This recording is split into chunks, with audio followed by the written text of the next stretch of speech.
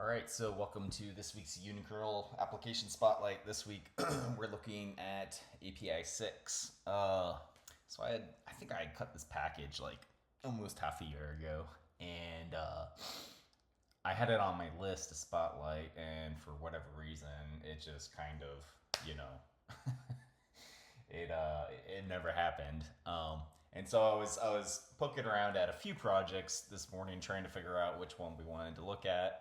And I remembered that we had this in the queue for a while, so went ahead and decided we wanted to do this one. So as you can see, API6 is a API gateway. You might not have actually used something like this before, or maybe you have. Maybe you're all about API gateways, and but for those who haven't, you might be familiar with a proxy or a load balancer. So the API gateway concept basically provides a whole hell of a lot more functionality in that sort of capacity. And as you can see, there's what they would call rich traffic management. So not just your load balancing and your reverse proxy to various services, but like dynamic upstream. So like your ability to kind of change routes off and on for different services, based upon URIs or something, cut canaries, do circuit breaking, all the auth and so forth. You can see they divide it up into the control plane, your data plane. Obviously your data is kind of like how everything flows, and then the control is like what you as the ops person might actually be doing. You can see this integrates with other portions of same stack from like Apache, so like you have skywalking and so forth.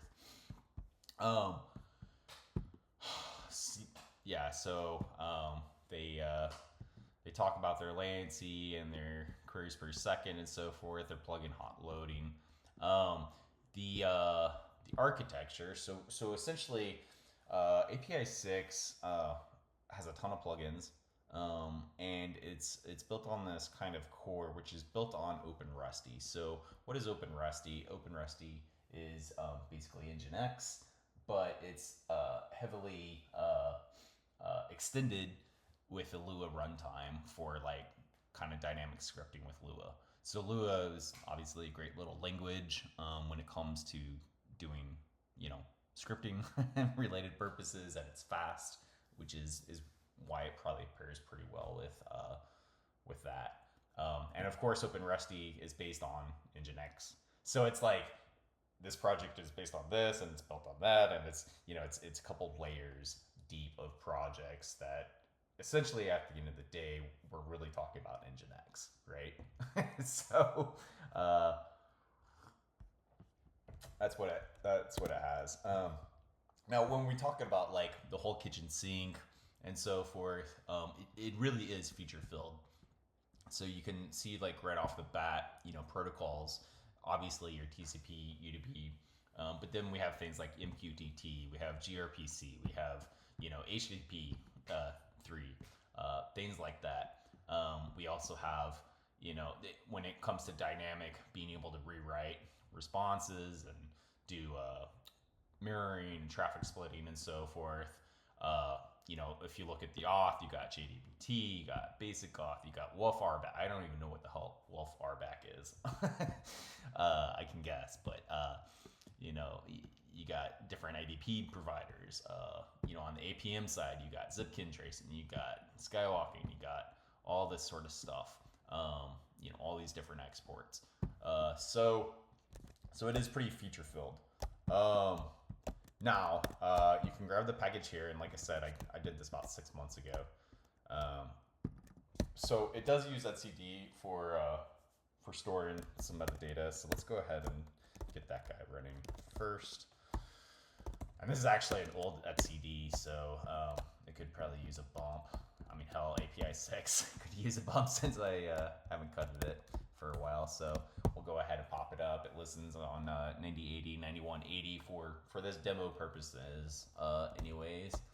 Then we can kind of go ahead and add a route here. I think what I did was when I set this up, this API key I actually put into the package. We can check that out in a little bit, but let me go ahead and curl this. And what I'm doing here is I'm basically adding a route via the admin interface, and I'm saying, hey, for the URI/IP, we want it to route upstream.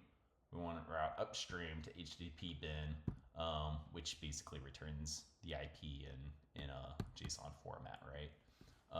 And then, so yeah, so that'll add a dynamic route, and then we can kind of test and see if it works. So we go ahead and add it. It looks like it created it 201. Seems reasonable. Okay, so now keep in mind we're hitting the gateway. We're not actually talking to the HTTP bin org directly.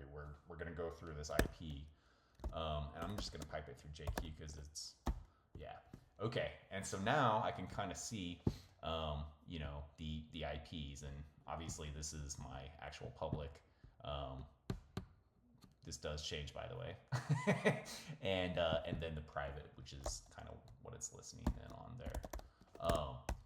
And so we can kind of see how that works, and you know, obviously you can get the logs out for what you're looking at. Now, let's go ahead and look at the package real quick. Let's see, iVerg APISIX. Well, it's not this. It's it's AMD iVerg APISIX. Here we go. So yeah, I have about 400 megs. I mean, that's not the Nginx binary. That's probably like other crap that's on the file system. But basically, you know, this is how you spawn at OpenRetC. You pass it our configs and so forth.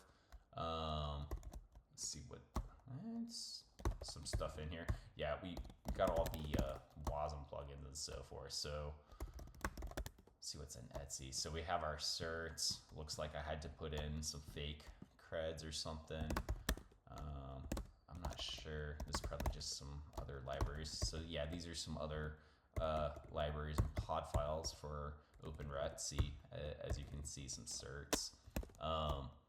But you know, this doesn't seem like, yeah, this is just kind of a default install. I don't think there was actually any sort of customization here that was actually done.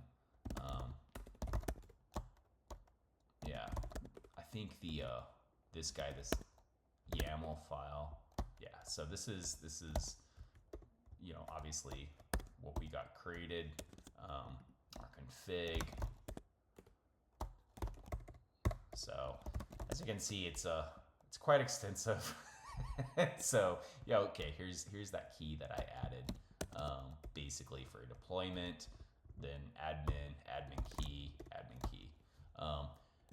So and then also our etcd, it's going to 10.022. So obviously that's going out. Now this is just, again, if you watch some of these videos, this is just your user mode. You might set that to something else. It might be a host based. You know, it might be etcd.network or whatever. That would be a little bit more reasonable. I mean, if you're using an API gateway, it probably goes without saying you have quite a few services running. So in that case, it probably should be DNS, right? And then you know, some perms and so forth.